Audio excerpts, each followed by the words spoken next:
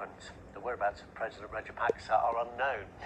Let's bring you some new pictures which have just been filed. They show the protesters inside the official residence. Police fired tear gas in an effort to disperse huge crowds gathered to demand the resignation of President Rajapaksa. These scenes are, well, it's too tempting, isn't it, really? You go inside the home of somebody who's so wealthy, a political and symbolic figure, you're not going to resist the temptation to jump in and revel in what you are currently enjoying. But it's a symbol, if you like, of the gap between the wealthiest in Sri Lanka and, at the moment, everybody else, because as we heard from our guest in the last hour, he's from a relatively affluent background. He runs a business organisation.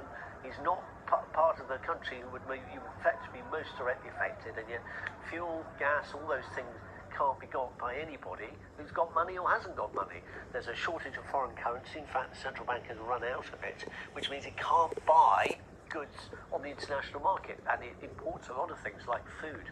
Well, earlier our South Asia editor Ambarasan Etharajan gave us an update and tried to explain some of the background to this development. Huge crowds gathered outside the president's compound demanding his resignation. They had traveled from across the country to join the demonstration, which went ahead despite the authorities attempting to impose a curfew. Troops fired into the air and used tear gas to try to hold people back, but they broke through the barricades. It's the latest demonstration caused by Sri Lanka's worst economic crisis in decades. The country is suffering rampant inflation and struggling to import food, fuel and medicine. Following the latest developments, Prime Minister Ranil Wickremesinghe has summoned an emergency meeting of political party leaders to discuss the current situation. Sri Lanka is facing a crippling shortage of foreign currency reserves. Yesterday, the UN urged both the authorities and the protesters to show restraint and make sure the rally was peaceful. The continuing economic hardship has forced the people to rally against the government once again. Let's talk now to Fidel Fernando, who joins us from Galle in Sri Lanka. Fidel, the official verdict is that the president left before the crowds arrived. Whether he left before or after is almost academic, because, I mean, effectively, he'd still be in the presidential palace if it wasn't being stormed. So, I mean, it's a symbolic act, isn't it, that shows really how the political class has lost control of Sri Lanka.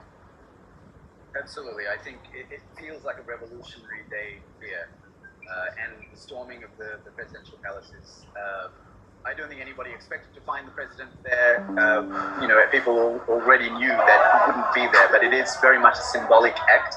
And it's something that there's been months of lead up to this. It hasn't just happened overnight. People have been agitating for his removal since, in widespread protests since February and March. It's been as concerted an effort and as widespread a kind of people's movement as has ever been seen in Sri Lanka. And there are all sorts of rumors flying around, whether he's left, whether he's not left. There's rumors that he, in a convoy, went to the international airport and is preparing to leave.